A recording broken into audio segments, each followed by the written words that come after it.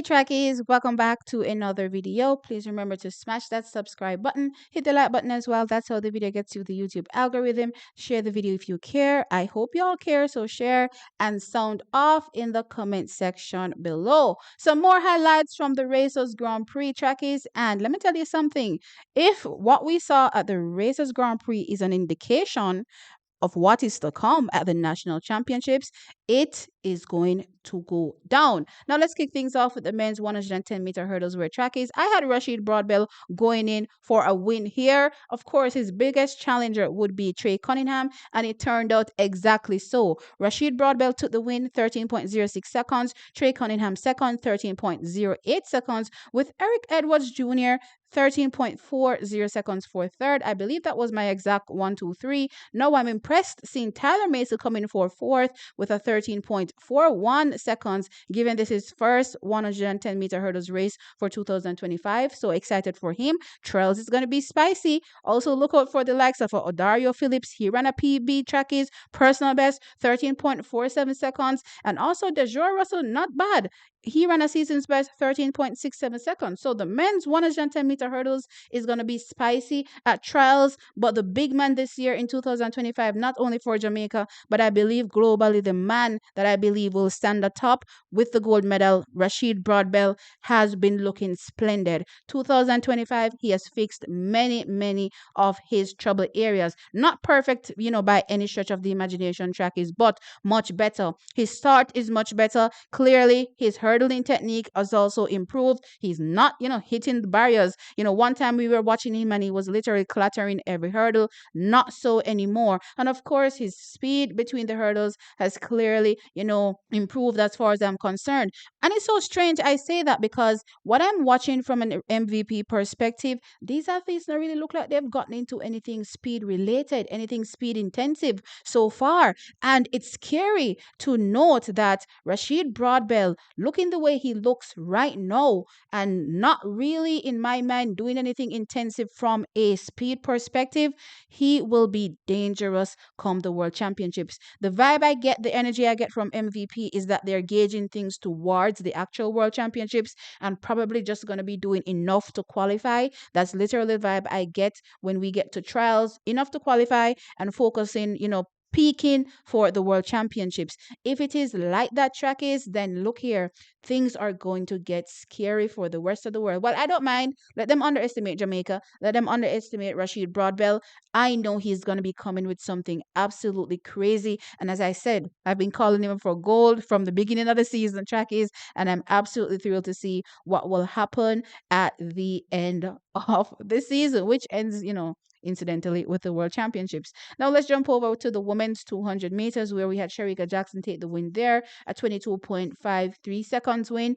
Audrey Leduc from Canada was second, 22.80. Kaija Chandler from the US was third with a 22.92 seconds. Now, I was really looking out for Nisha Berger in this race. She was sixth with a 23.57 seconds.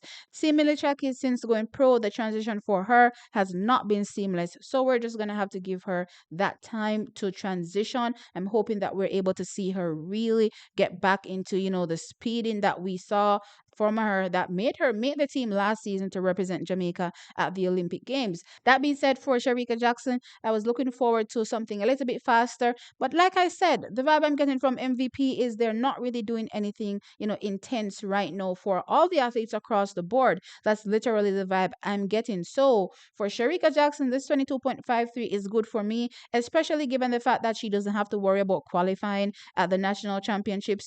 Only if she takes part in the 100 does, she have to consider, making sure that she's fast enough, to book one of those 3 spots. But track is, as things stand right now, we're not sure if she'll be doing both events. But for the 200, I believe she'll be good by the time we get to the World Championship. She's trending in the right direction, and that is what we want to see. Also, track is, she burnt the bend. I believe she was really pumped up from, the introduction that she got, the vibe that the crowd gave her, when she was being announced and Shericka Jackson came out and stamped her authority. and she actually looked happy. And that's what I want to see. I want to see athletes happy, doing what they love. And she was definitely happy out there. So congrats to her on this win. And as I said, I'm looking forward to seeing her defend her 200-meter title when we get to the World Championships. Now, jumping over from the two, let's jump into the 100 meters B final where track is.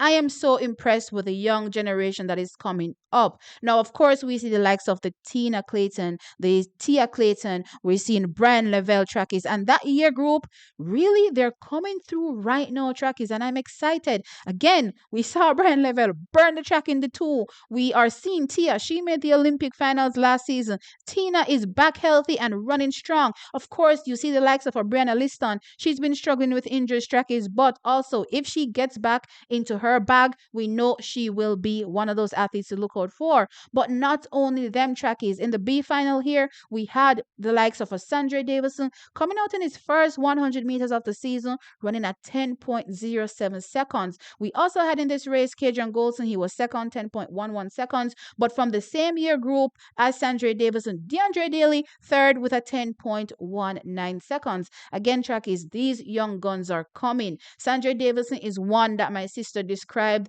from a technique perspective, from a style perspective. Just looking at him visually when he's competing reminds her of a Usain Bolt. And of course, he's immensely talented. And last year, he got down to a 10.00 seconds running at the national championships trackies, vying for one of those spots, was only able to manage seventh in the finals, but still trackies. He is definitely one to look out for. Now, interestingly, he seemingly bounces from club to club. So I have been, tentative about my expectations, from him, though I know he's very talented. But look here, with a 10.07 seconds, he's letting you know he's ready. He's going to be ready to challenge for one of those spots at the national championships. That men's 100 meters is going to be spicy. And look out for Sandrey Davison dropping below that magical barrier. 10 seconds, he's going to go below that. I definitely believe so. He was 10.00 seconds last year.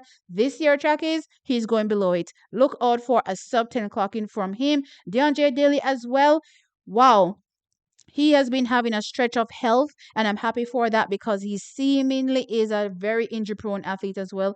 It's so tough that we have so many of our athletes that are so good, young ones that are so good, and they really suffer from, multiple injury setbacks. But DeAndre Daly is another one. If he gets it right, if he turns up healthy, will be one to look out for. And I believe that we may see something special from him as well by the time we get around to the trials. That said, track is this young generation. Yeah, man, they're ready. They're ready to compete strongly. And they're also letting us know that we are in good hands. We are definitely in good hands. So when the stalwarts decide to step aside, even if they don't step aside, they may force them to step aside, trackies, because they're ready to compete strongly and take Jamaica to the next level. Now, jumping on over from the men's 100 meters B final, let's jump over to the women's 100 meter B final, where Janelle Smith came out and dropped a 11.10 seconds, her first 100 meters of the season, letting us know that, look here, I'm also ready. I'm also going to be vying for a spot. No injury concerns. She is ready to go, and I'm excited for her trackies. Janelle Smith,